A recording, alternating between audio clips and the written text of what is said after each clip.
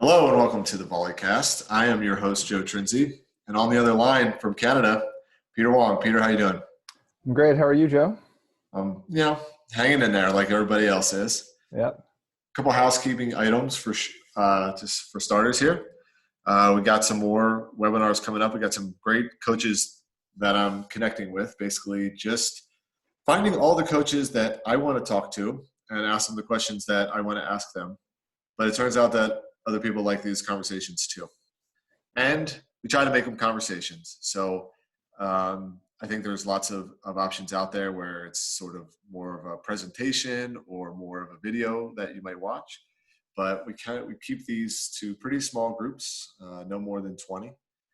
So they can really be a conversation with some of these coaches and really try to dive in to some specifics. We got Ben Josephson, Trinity Western Men's Volleyball, Team Canada Assistant Coach, coming up on May 3rd. Got Tom Black, Team Canada Head Coach, University of Georgia, May 9th. We got Brittany Dildine from University of Wisconsin coming up on May 16th. Heavy hitters in the volleyball world. And just talking to all these coaches about some specifics that we can take away. Said this before on the podcast, but worth repeating.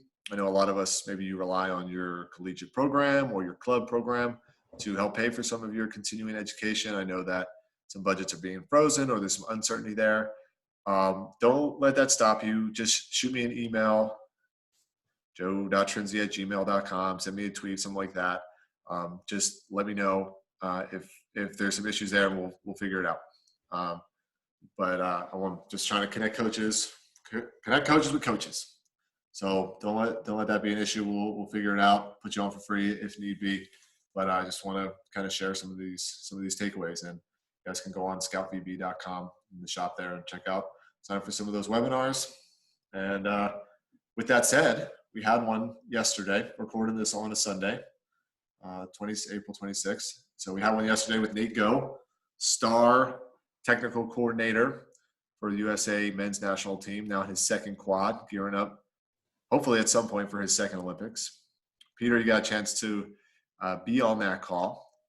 And before we kind of dive into some of your takeaways, what's your coaching background like right now? Like, who are you working with? So what angle are you coming from?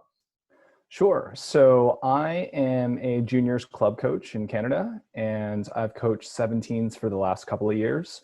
Like everyone, we're sort of on hold. Our season's over right now. But I coach out of Ontario, near Toronto, and a club called Halton Hurricanes. Yeah. Had a chance to come up there and work with your club a little bit. First got to know Peter when he came down, made a long journey down to the States. Be a drive. Is Boston close enough to drive from Toronto? It's kind of close enough. We ended up flying though, Adam and I, but yeah. Fancy. I like it. So Peter and Adam from your club, you came down to Gold Medal Square Clinic that I was a clinician at. Got to know you, Peter. You're all fired up to make your club better. It's awesome. I love it. Love talking with you. And then eventually, a couple of years later, came up, worked with your club a little bit. So you're coming at it from a juniors background. Yeah. And that's what I want to kind of get your perspective on, because we were diving really deep on this webinar. It was more for, we had a couple professional team coaches on the, and a lot of college coaches, in our group of, I don't know, about 14 people that we were kind of having this conversation. And obviously Nate's coming from a background where he's working at the professional level with the men's national team. And we're talking about statistics, analytics, and especially like the visualization of data. And okay, when we're working with a club program, we don't have usually data volley. I know you're working on that, something that you're doing a little bit yourself. We got more limited resources. Mm-hmm. So what are some of your initial takeaways? Maybe there's not everything that can be done that Nate can do with the men's national team for you at your club program. What are coming with some of your first takeaways? Yeah, well, the things that I noted, differences between the club context and the professional context or college context, is usually you're your own scout, right? So that comes with some benefits. There's not a communication gap, hopefully, between your scoutsman and the head coach. You kind of determine what you want to look at. There's also a lot more teams that you have to look at over a shorter period of time when you're playing youth tournaments, right? You go to a tournament, a big US tournament, there might be 32 teams. It's really hard to know all of them. They're coming from all different parts of the country. And also your players' ability to execute might not be quite as high, right? So I would say those are the biggest differences between the club and the college context. But in terms of key takeaways, I thought that there were some really cool visualizations that both you and Nate showed that I was excited to maybe get back in the gym and use with some of our athletes, especially things like tracking progress over time. I think that's something that would be really useful, could get juniors, players fired up about tracking how they're doing in certain keys or certain outcomes over time and really visualizing that. Yeah, I think that's one of the my main takeaways that can be applied at any level, because some of the techniques that we shared, some of this is I started doing at the club level with pencil and paper. So I think people get addicted to progress. They get addicted to seeing that. I mean, that's why video games are so great. That's why people love video games, because video game and whether it's something complicated or just, I don't know, like Candy Crush that you're playing on your phone, is like they give you that feedback of where am I at, and can I just do a little bit better and get to the next level or something like that. And so much of that can just be done on a whiteboard. If a club coach, if you have access to a whiteboard, and something like serving goes really well with that. So that's something that I've always done back when I was coaching juniors or any program that I work with now, even if it's just kind of a 3-week training block or something like that. Even just even just like a 1-week camp, I do a little stuff like that sometimes. And with something like serving, okay, say we're just going to go serve 10 serves. Where are you at right now? How many serves in? I mean, just for a 12 and under team, how many serves did you get over the net out of 10? And maybe it's literally 0, your first practice or something like that. But when servers can see, okay, I got 2 out of 10, and then they try it again, maybe the next practice they still only get 2 out of 10. And then when they get that 3 out of 10 or that 4 out of 10, they get to kind of mark off a new record on the board, and you can kind of show them, here's where you're at over time. So whether it's sort of like a running score or something like that, I think like letting the kids know that they're getting better is one of the first things. Yeah. So do you want to talk about the human-centric stats, or this is something you mentioned yesterday, but really making the numbers, the statistics, more relevant for the athletes. So instead of hitting efficiency, you might be using something else, or passing efficiency, something that the athletes can relate to a little bit more. And that really stuck out for me yesterday.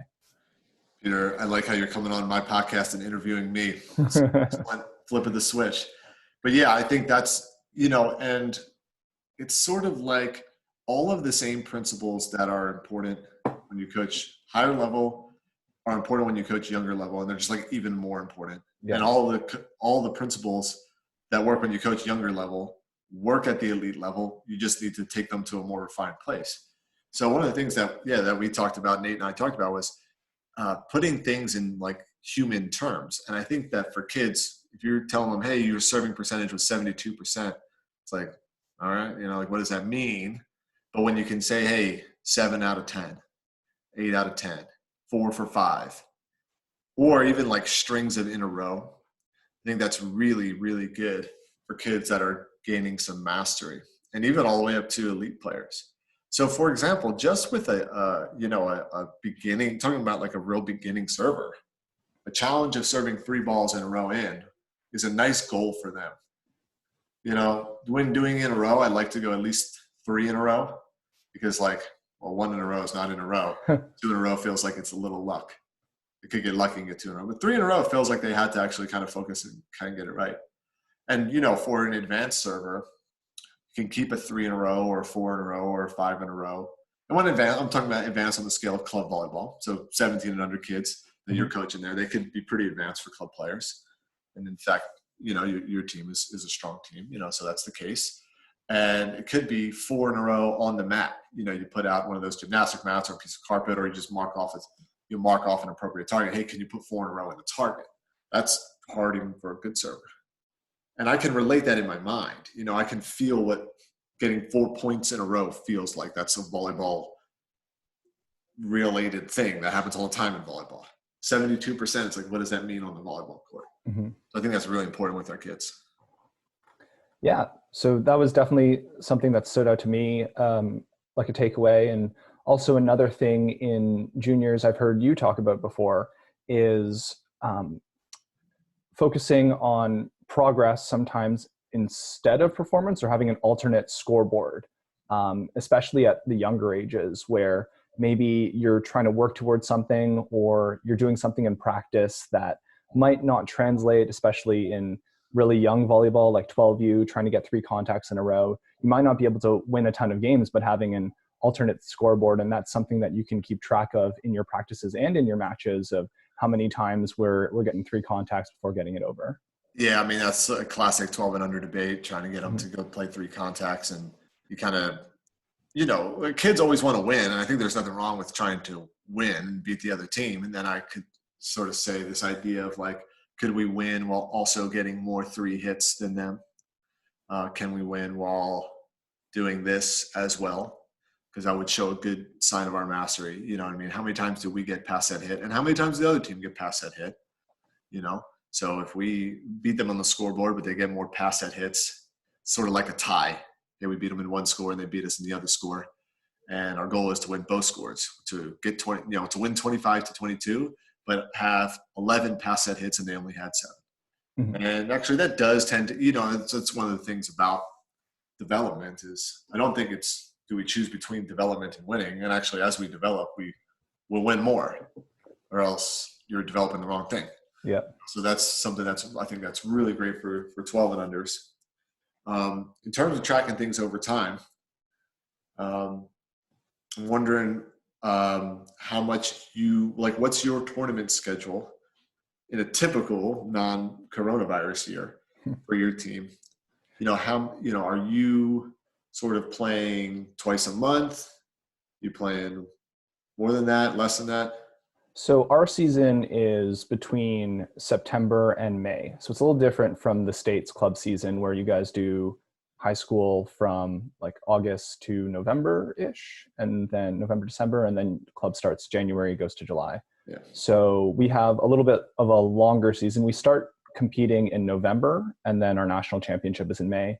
Yeah. We usually have 1 tournament a week, but a lot of our tournaments, they're not big weekend festival style tournaments with multiple age groups. Instead, it's 1 age group per weekend. So most of the teams in Ontario, at least, will play up.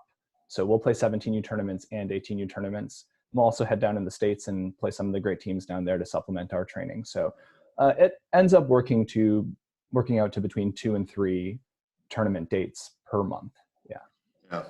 And I think that you can chart per tournament results, or what you can also do is pick like your majors, if you play multi-day or play your particular strong tournaments, hey, how do we do in this one? And then, hey, the next 4 weeks, we're going to play a couple tournaments, but we're really thinking about our performance at this end of the month tournament. And that's when we're going to kind of check in on our goals and stuff like that. Because one of the pitfalls of visualizing things over time is you can introduce a lot of randomness if you're checking in too frequently. So it's like finding that balance between getting better, but also giving yourself enough time to get better. Yeah, that makes sense. Yeah. I also, sorry to interrupt, but I also like that concept of performance bursts that you talked about yesterday. And you sort of mentioned it where can we get 2 out of 3 and then getting 4 out of 6 and then 6 out of 9. So do you want to talk a little bit more about that and how that might relate to juniors, or do you want me to go with it? No, I love it. Please keep interviewing me, Peter. Yeah. It's fantastic. Flipping the script. Yeah, no, I mean, that was something that we brought up, was kind of just this idea of, Nate talked a lot about the standards. So he went into that and how they try to base, it's relating to this concept of mastery, meaning I'm less worried about, am I hitting higher than that guy? And more like, am I hitting at a standard that if we all perform at this level, we can win an Olympic medal, something like that. So it's less about like what that player over there is doing and more about like where the standard is for my position, for that level of performance. So I think this is sort of related to that, meaning like kind of a hallmark of players is like they can often kind of get to a high level inconsistently, well before they can sustain that level for a period of time. I mean, you can go in a 17 and under club tournament. You watch hitting lines, every now and then you'll see a player unload on a ball that's like, wow, okay, like that ball would work, you know, at much higher levels. And on a skill like setting, for example, I mean, especially on like a perfect pass, a youth setter is more than capable of setting a ball just as good as an Olympic setter. A ball. The difference is the Olympic setter can do it way more often in way more situations. Mm-hmm. Even 13-year-olds pass balls perfectly. You just can't pass them as frequently. So it's sort of like this idea of like, well, how long can we sustain that standard? If we're able to touch that standard for half a game, okay, let's work on sustaining for a whole game. Let's work on sustaining for a whole match. Let's work on sustaining it for a whole tournament. That, to me, is a characteristic of club teams. Right. You know, the mental preparation. I mean, every club coach is like, you know, oh, we're just not a morning team, or like we woke up on the wrong side of the bed this morning, or like what happened with the team from earlier? You know what I mean? Like that's just a characteristic of fluctuating performance. They don't know how to stay level. They don't know how to sustain all that. So showing competition results. Okay, hey, we were 60% side out for the day, but if we line up all of our play throughout the whole day, maybe it was 3 matches. Hey, we had this like match and a half chunk where we were over 60%. And then we had this other match and a half chunk where we had these other pieces where like we were well below it. And we shared some examples on the webinar of how to do that. And then you can also kind of work it from the practice side. Like you were saying, if you're a high level team, you know, like Nate, they're talking about being a high level team, you know, really high level Olympic men's volleyball team. Okay, maybe they want to make sure they're siding out over 67% or maybe even a little higher for them. But 67 is nice because it's 2 out of 3. Yeah. So we got a side out goal. Hey, we got to get 2 out of 3 side outs to get a big point or something like that. And then 4 out of 6 is the same as 2 out of 3, just a little bit longer of a burst. You can luck into 2 out of 3 a little more easily than you can luck into 4 out of 6. Yeah. 6 out of 9, you know, and so forth.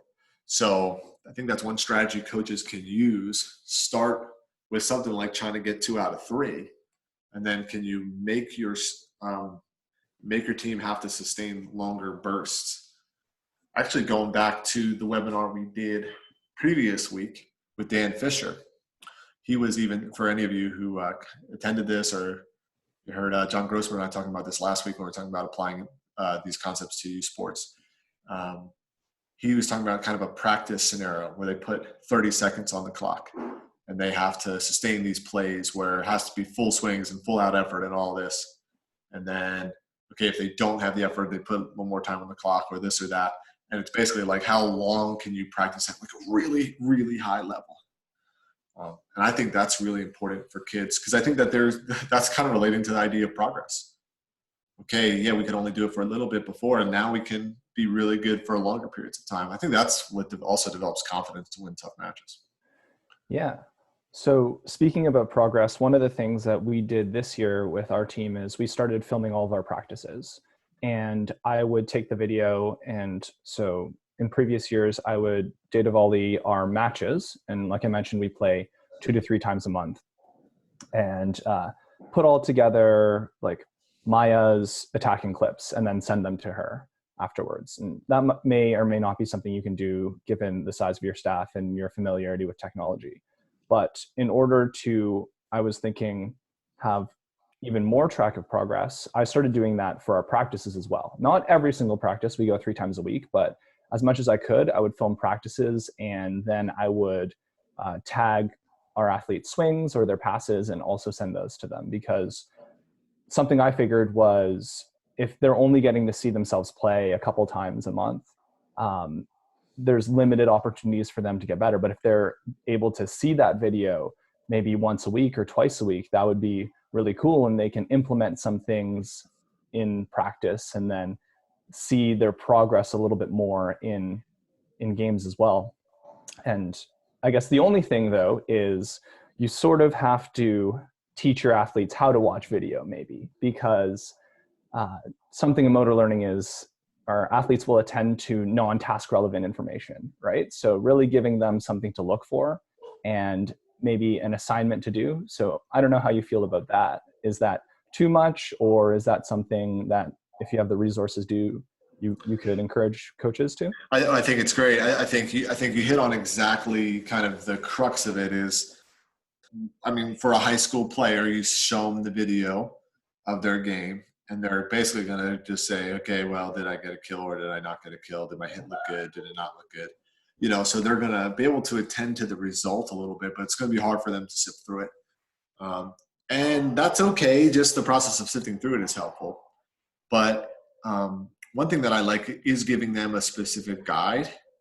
And it can just be, and you know, hey, if you really want to save time, you just send them the whole video. They can watch through it. I mean, they're pretty fast at watching through video.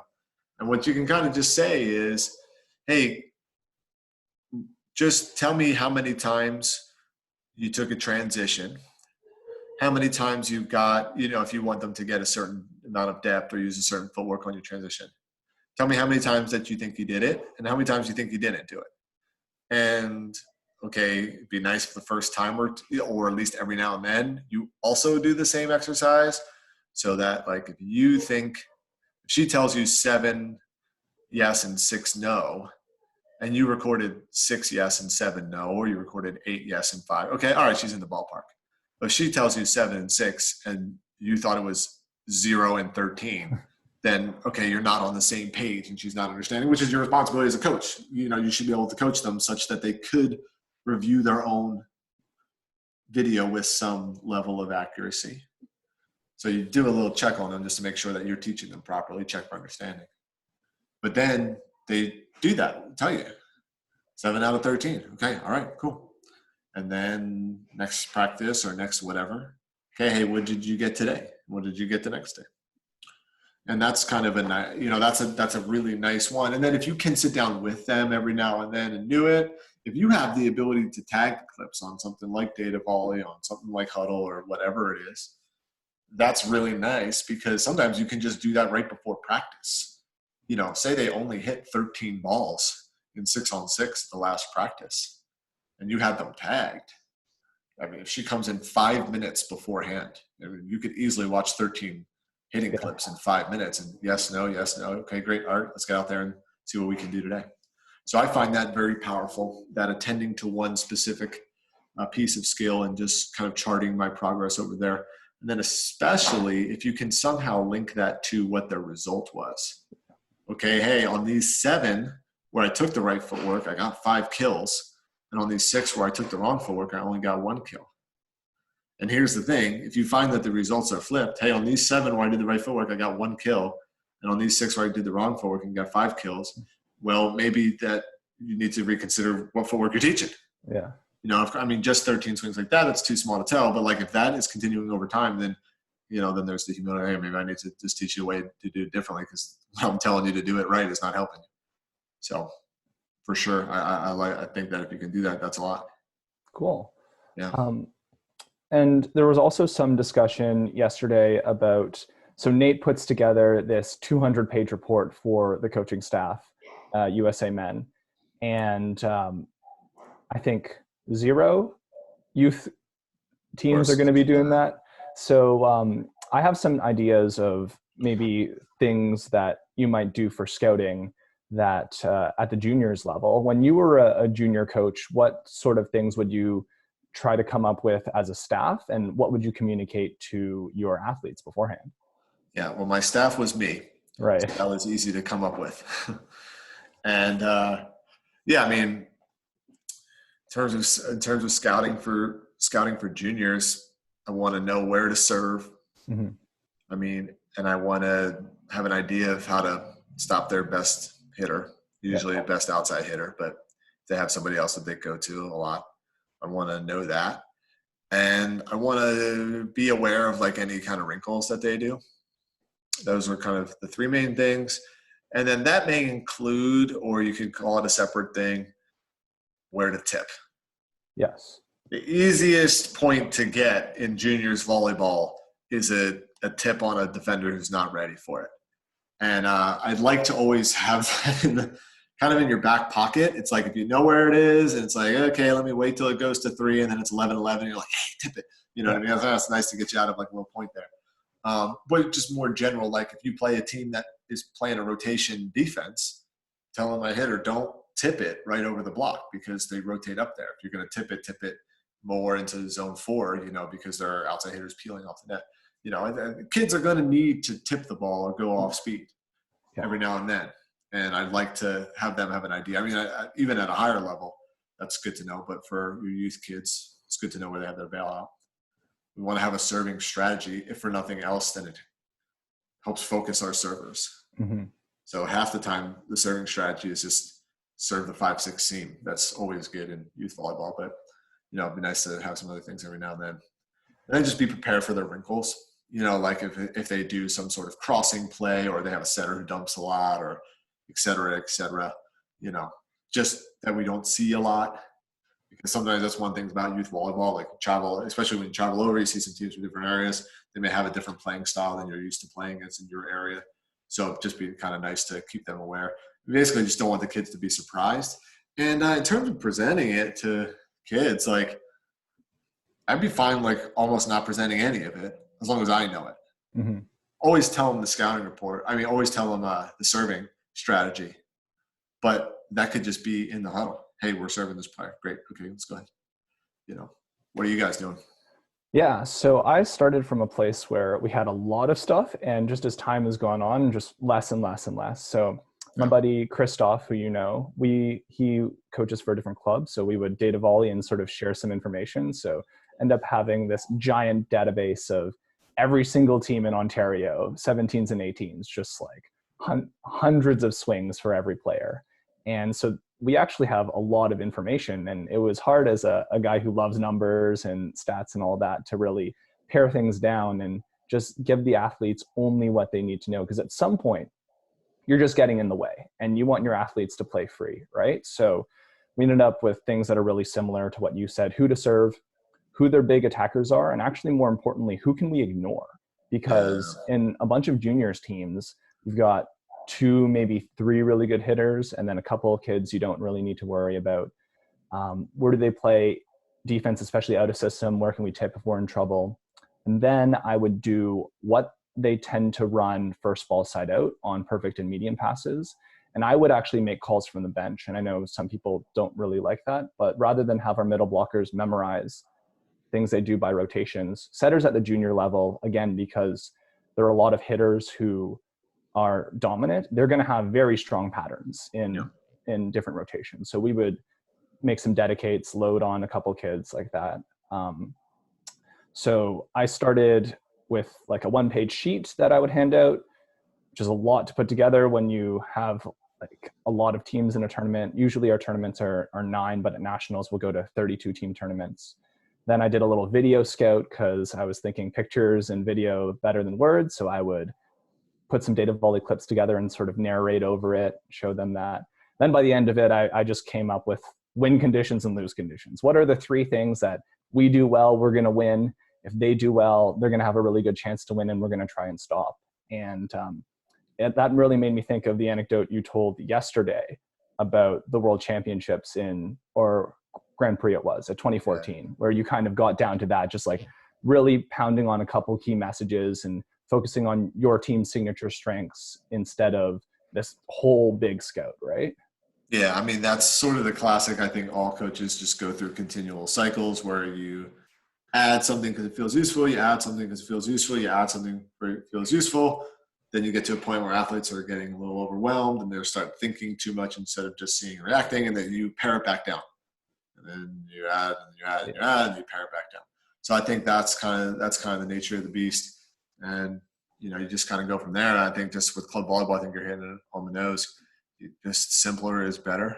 And, you know, but it's not better. It doesn't need to be more complicated at the higher levels either. And I think that's just kind of one of these constant things. I just think that's kind of just a trend in how you simplify it. So the one thing that you said there, and I think is worth flagging, is knowing what to ignore.